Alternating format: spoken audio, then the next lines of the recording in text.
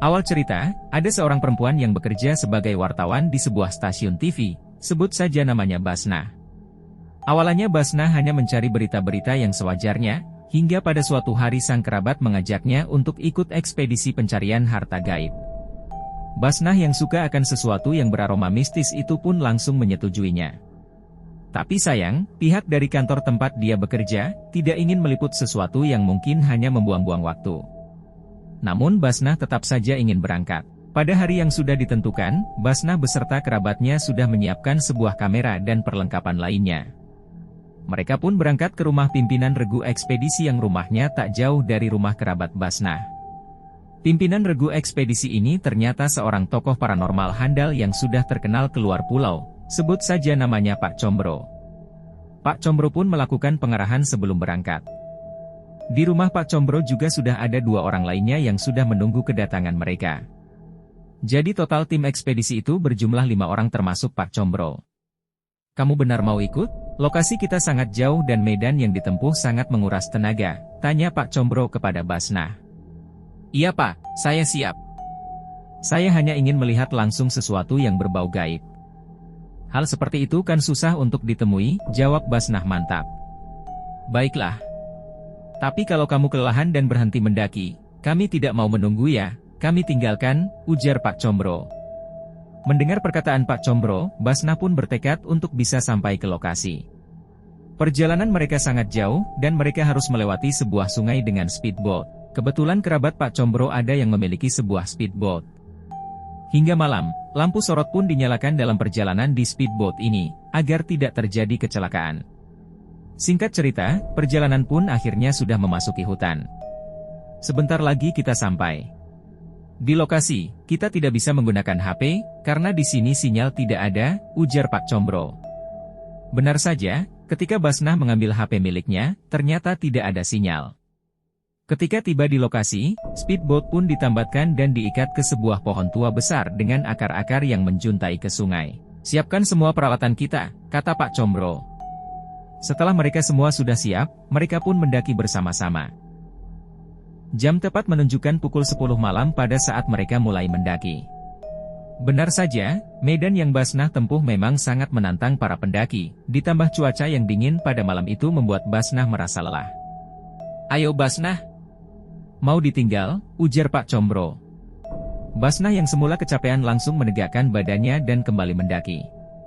Singkat cerita, sampailah mereka di suatu tempat. Pak Combro menyuruh timnya untuk segera membangun tenda yang mereka bawa.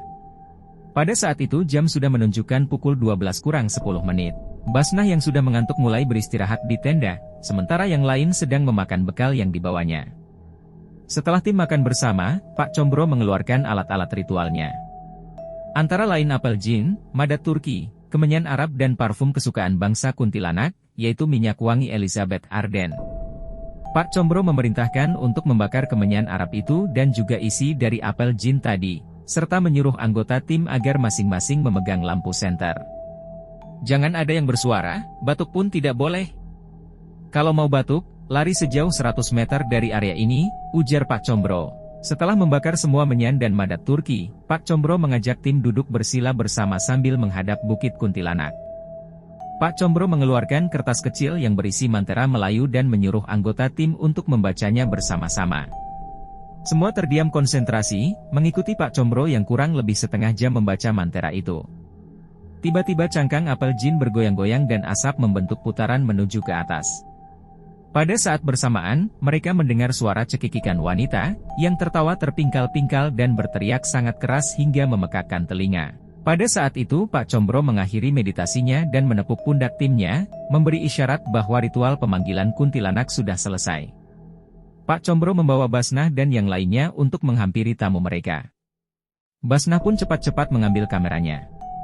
Pada saat Basnah mengambil kameranya dan menyorot ke arah datangnya suara cekikikan tadi, ternyata yang nampak adalah 6 orang gadis cantik bertubuh tinggi, seksi dan sensual, dengan tatapan mata yang indah sedang melambaikan tangannya.